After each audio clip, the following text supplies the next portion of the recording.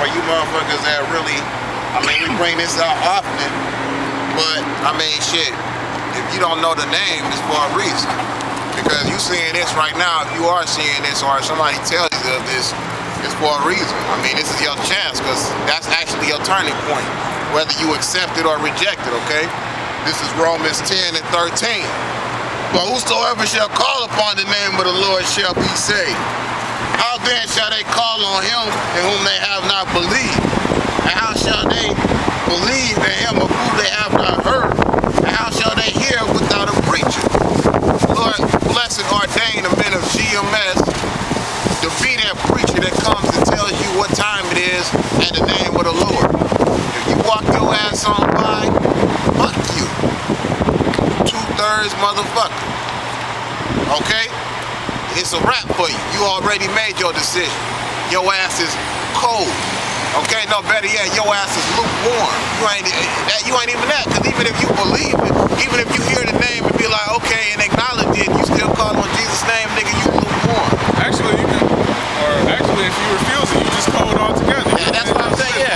That's what I'm saying, so you got some cats that still, okay, the Lord's black, okay, yeah, his name is Yahweh, and they go right back to doing the same silly ass. They go back into bondage, man. They go back and they bind themselves up in that same dumbass church doctrine, take their ass right back to Pastor Porkchop, and then they wonder why they fucked up shit is happening to their ass, alright? Actually, sometimes it get a little bit better for their ass, man, because that's their consolation prize. Alright? I want the motherfucking grand prize, motherfucker. That's what we in this race for. We trying to all get first place together. Alright? You can have that bronze medal, motherfucker. This is Matthew chapter 7, verse 21. Not everyone that said unto me, Lord, Lord, shall enter into the kingdom of heaven, but he that doeth the will of my Father which is in heaven. Many will say to me in that day, Lord, Lord, have we not prophesied in thy name? And in thy name have cast out devils, and in thy name done many wonderful works. And then will I profess unto them, I never knew you. Depart from me, ye that work iniquity. And I read that because when it said, and prophesied in thy name, in thy name cast out devils, because one thing about the churches, they do a lot, especially in the Roman Catholic churches, do exorcism. I mean, they made that shit illegal over there in Europe, but still, they the same motherfuckers that do that. I mean, because they, in their world, they got power on that side, but they don't know that they got power on the left-hand side. They giving power to a demon to manipulate. Yeah, give them an illusion that they can do that shit. Just like Alex Acosta, where he do sexual magic, how they get power on the left-hand side, they got power, like little kids, what they call virgins, like that, so they could get that type of power, and they can do whatever work they want to do, which make them think that they have some type of power, but it's not a power at all. It deceives them in the end and fucks them up in the end. It's like taking prescription pills. It's gonna cure this right here, but here's the consequences that comes with this shit. Yeah, because like pretty much in these churches, they'll pray the name Jesus over you, or they'll cast out, or they'll attempt to cast out demons in the name Jesus. But guess what? If it's synonymous, since Jesus is synonymous with Satan, basically, I mean, we don't basically find out what Yahushua said about that, because he said it best. This is Matthew chapter 12, verse 22.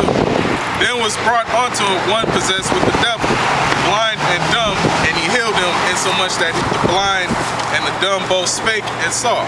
So basically, when Yahushua, put that power forth, that demon was gone. The child could speak again, he wasn't mute anymore. And all the people were amazed and said, is not this the son of David? But when the Pharisees heard it, and they said, this fellow does not cast out devils, but by Beelzebub, the prince of the devils. Baal, Lord, Zabawab, or flies, like basically God of the dead or some shit like that. And Yahushua knew their thoughts and said unto them, every kingdom against itself is brought to desolation, and every city or house divided against itself shall not stand. So therefore, basically, if you casting out demons with the help of demons, that goes against what Satan is trying to bring forth. So that would be pointless. And if Satan cast out Satan, he is divided against himself.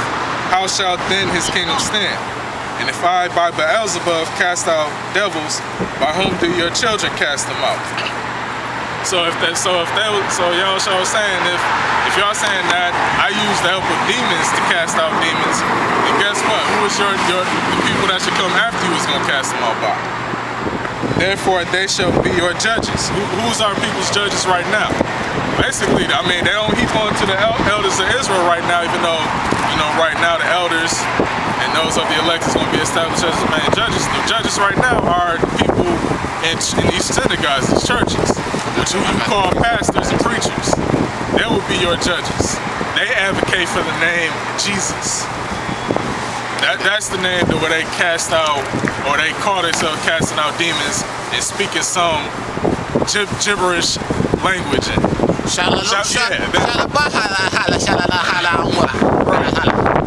like motherfucking Hamite tongue.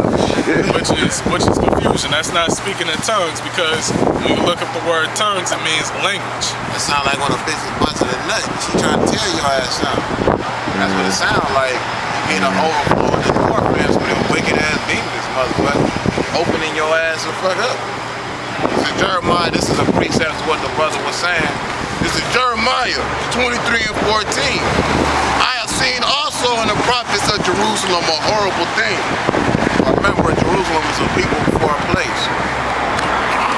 They commit adultery and walk in lies. They strengthen also the hands of evildoers. They're strengthening the hands of those evildoers as they actually pushing forth this agenda for these fucking for Esau, so to speak, right? And yes, the church is helping in that bullshit, because they're gonna be the ones to tell your raggedy ass to get that chip. Just conform to them, okay? We don't want any uprisings, because the Lord, when he went into, you'll be a martyr for the Lord. When you go into your persecution, you do so willfully and do everything they tell you to do. Oh, and if you talk about the end of the world, just speak about this great disappearance called the rapture. Don't get the people, worried about, the chaos is getting ready to happen. Why do they do that? Because their doctrine is regulated under a 501c3. That's how the government regulates what they can teach and what they can bring out. They commit adultery and walk in lies. They strengthen also the hands of evildoers, that none doeth return from his wickedness.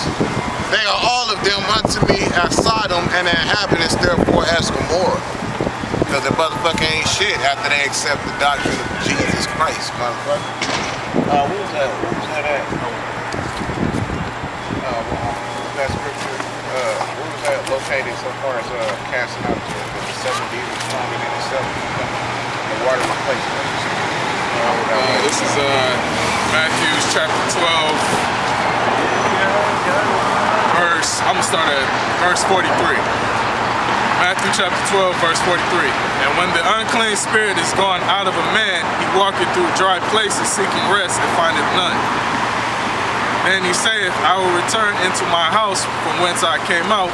And when he is come, he findeth it empty, swept and garnished. So wait, when they supposedly when they go through that whole process of accepting Jesus into their motherfucking heart and actually purging out any form of goodness or righteousness that was within them, when they cast that out and they get the shaking and that possession begins to happen, all right, they feel that weightlessness and they feel like their feet is light and they all teary-eyed and shaking and shit, feeling that bliss, so to speak, because that demon left and what's it finna do? It went to them waterless places. That waterless place is your temple, all right, because you won't have no truth within you. As soon as you accepted Jesus in your life, the damn demon that you thought was actually something in your ass before that went amongst your waterless ass body, because you won't have nothing of the truth in you, so it went all throughout your body.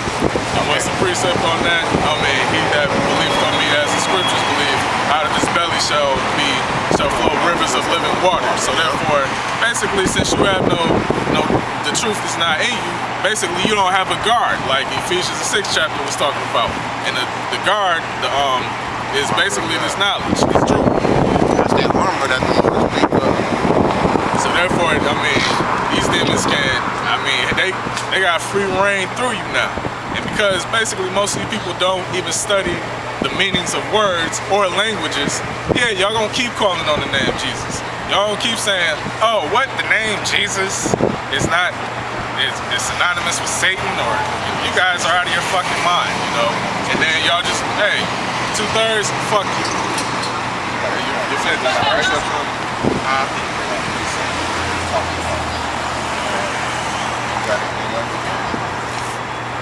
Jeremiah chapter 14 verse 11. Then said the Lord unto me, pray not for this people for their good. When they fast, I will not hear their cry. And when they offer, so it said pray not for this people for their good. Why? Because it's already predetermined that 2/3 of our people is gonna die. No matter, I mean, how much you try to bring out this knowledge onto them, they're not gonna hearken onto it. They wanna just go about and just be wicked as hell. Let them do that. He that be wicked still, let them be wicked still. It also says stand not in the way of sinners. In other words, if they gonna sin, let them go and sin and shit. And when they offer burnt offering and an oblation, I will not accept them, but I will consume them by the sword, and by famine, and by the pestilence. Then said I, Lord God, behold, the prophets say unto them, he's talking about these pastors and these preachers and these churches, ye shall not see the sword, neither shall ye have famine, but I will give you assured peace in this place. Then the Lord said unto me, the prophets prophesy lies in my name. I sent them not, neither have I commanded them, neither spake unto them. They prophesy unto you false vision and divination, and a thing of naught, and the deceit of their heart. Therefore thus said the Lord concerning the prophet that prophesy in my name, and I sent them not. Yet they say, sword and famine shall not be in this land. By sword and by famine shall those prophets be consumed. And the people to whom they prophesy shall be cast out into the streets of Jerusalem because of the famine and the sword. And they shall have none to bury them, their wives, nor their sons, nor their daughters, for I will pour their wickedness upon them. Right, so pretty much that's going to be dead bodies lying in the street. Everybody that's in them churches, man. A lot of people going to starve to death. Why? Because they didn't want to heed the knowledge of the truth. Of course, they pray for them. Right. Exactly. And that also, that part of that divination is this goddamn astrology bullshit. You got motherfuckers that they don't even realize that they don't even conform to half of these things, because they'll tell you, man, that stuff is true. I see it, man. Every time I read my horoscope, this shit is true. Well, you know, it starts becoming true when you start accepting the fact that your ass is a Sagittarius, that you a fucking Aquarius, that you a Scorpio. Yeah, bitches accept, oh, Scorpios like to fuck a lot. I do too. I'm gonna use that as a reason to fuck, you know? Me and a brother was talking about last night, how many of us ain't got some pussy from a bitch by first starting to ask that bitch what her sign is? Oh shit, man. Right. Oh, me and you seem to be so compatible for each other. Hey man, that's in the stars, baby. We supposed to fuck, you know? And them bitches, hey, what's your name? What's your sign? I mean, shit, that's just that's a big thing, man. And now they get it in their mind set that now this stuff is true about me. But what John Todd was saying is that as soon as he came out of that bullshit, all of that stuff went out the window. He found out that none of those traits were him, just like we came in this truth. Ain't no goddamn Aquarius and shit, motherfucker. I'm a man of understanding. You know what I'm saying? Hey, you start finding out a lot about yourself when you read this. Okay? Because why? Your beard conforms to this. When you really believe and read all that goddamn horoscope bullshit, your mind conforms to that bullshit. That divination, man. Alright, if anybody know the scripture or can find the scripture offhand, for as a man thinketh in his mind or his heart, so is it. It should be in Proverbs. Oh, also you got the rest of that scripture? Oh yeah. This is Matthew chapter 12, verse 45. Then goeth he and taketh with himself